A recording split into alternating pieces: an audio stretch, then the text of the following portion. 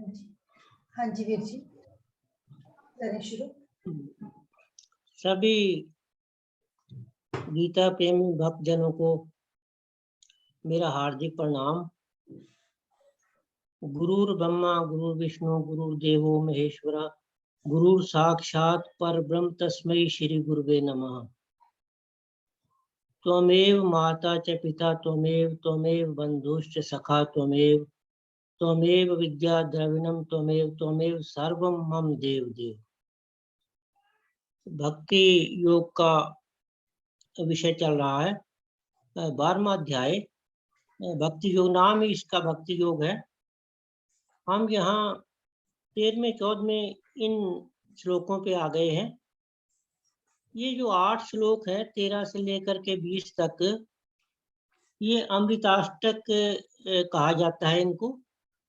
अमृत के 8 श्लोक, इनमें प्रभु ने गुण बताए हैं कि जो ये गुण जिनमें है वो महात्मा है, महापुरुष है, भक्त है, सज्जन है।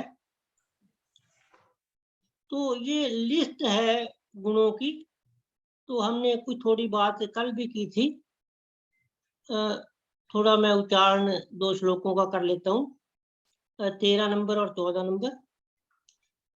अद्वेष्टा सर्वभूतानां मैत्रः करुण एव च निर्ममो निरहंकारः सम दुःख सुख क्षमी संतुष्ट सत्सम योगी यतात्मा दृढ़ निश्चयः मयि अर्पित मनोबुद्धिर यो मद भक्त समे प्रिय।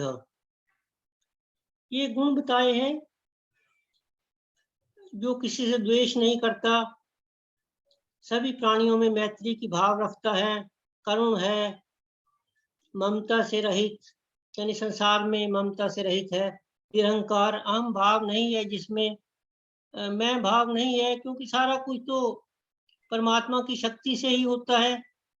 हमारी आत्मा में भी शक्ति तो परमात्मा की ही है, तो अहंकार किस चीज का? जब सब कुछ परमात्मा का ही है तो सम दुख सुख क्षमी, दुख सुख में समान है, क्षमी क्षमावान है। किसी अपराध भी हो गया वो क्षमा कर देता है। देखिए कुछ चीजें इसमें समत्व योग की तकरीबन आई हैं। जो दूसरे अध्याय का 48वां श्लोक है, वो ये है कि योगस्थ कुरु कर्माणि संगम त्यक्त्वा धनंजय सिद्ध सिद्ध्यो समो भूत्वा समत्व योग उच्यते। के द्वंद्व हैं जो, यानी द्वंद्व 2, जीत हार, ये 2 हैं, लाभ हानि, जय पराजय, सुख दुख, इस तरह के द्वंद्व हैं। उनमें समत्व, समता से मन का संतुलित रहना, एक जैसा रहना, ये समत्व योग है, समता का योग है। तो प्रभु देखिए चीजों को, कुछ बातें तो कुछ ही हैं जिनको बार बार समझाने के लिए प्रभु किसी न किसी तरह से व्यक्त कर देते हैं, वर्णन कर देते हैं, ताकि हमारे मन में बैठ जाएं वो बातें, हम उनको आचरण में ला सकें। तो प्रभु देखिए ये सारी गीता भी जो है 700 श्लोक हैं, इनमें ये 70 श्लोक में भी आ सकती है सारी गीता। ये 7 श्लोकों में भी है वो 7 श्लोक की गीता, उनमें 7 ही श्लोक हैं। और कई जगह बताया जाता है कि भी 4 ही श्लोक हैं 10वें अध्याय के, 8वां 9वां 10वां 11वां, उनमें भी सारी बात आ जाती है। एक श्लोक में भी बात आ जाती है, आधे श्लोक में भी, आधे से भी कम श्लोक में 8वें अध्याय का जो 7वां श्लोक है उसका पूर्वार्ध अगर देखें हम, तस्मात् सर्वेषु कालेषु मां मनुस्मर युद्ध च। तस्मात् तो इसलिए लगाया है कि ऊपर का वर्णन आ रहा है, 8वें अध्याय का 5वां 6वां इस तरह के श्लोक आ रहे हैं। तस्मात् तो इसलिए लगाया है।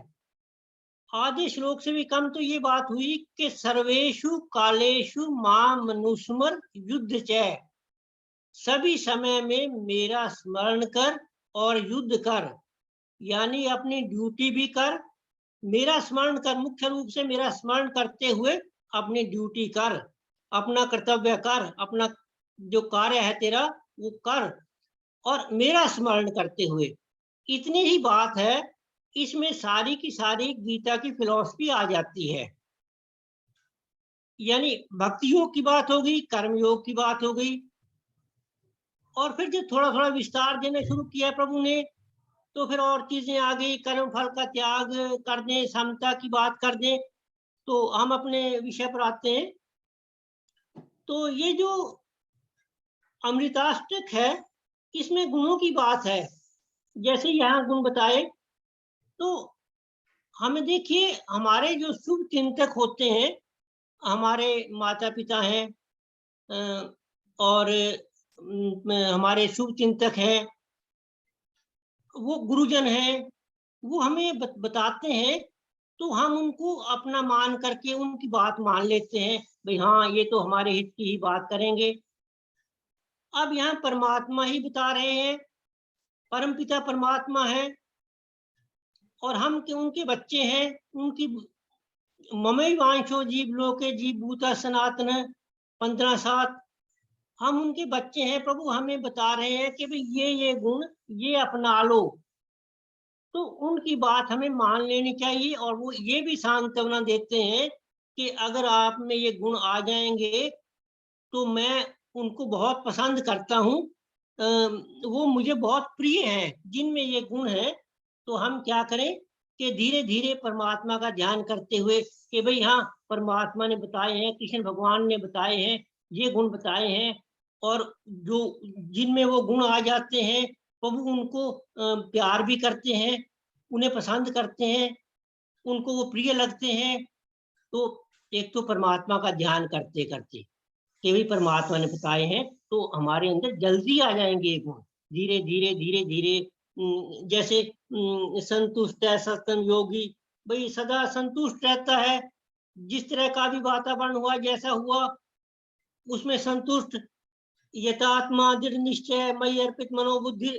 हाँ, हम इसमें एक बात और आ गई है, इसमें मई अर्पित मनोबुद्धि, ये हम कल ले लेंगे। और मैं थोड़ा ऐसा सोच रहा था कि ये अध्याय हम समाप्त करने के बाद मैं 7वां अध्याय शुरू करूंगा।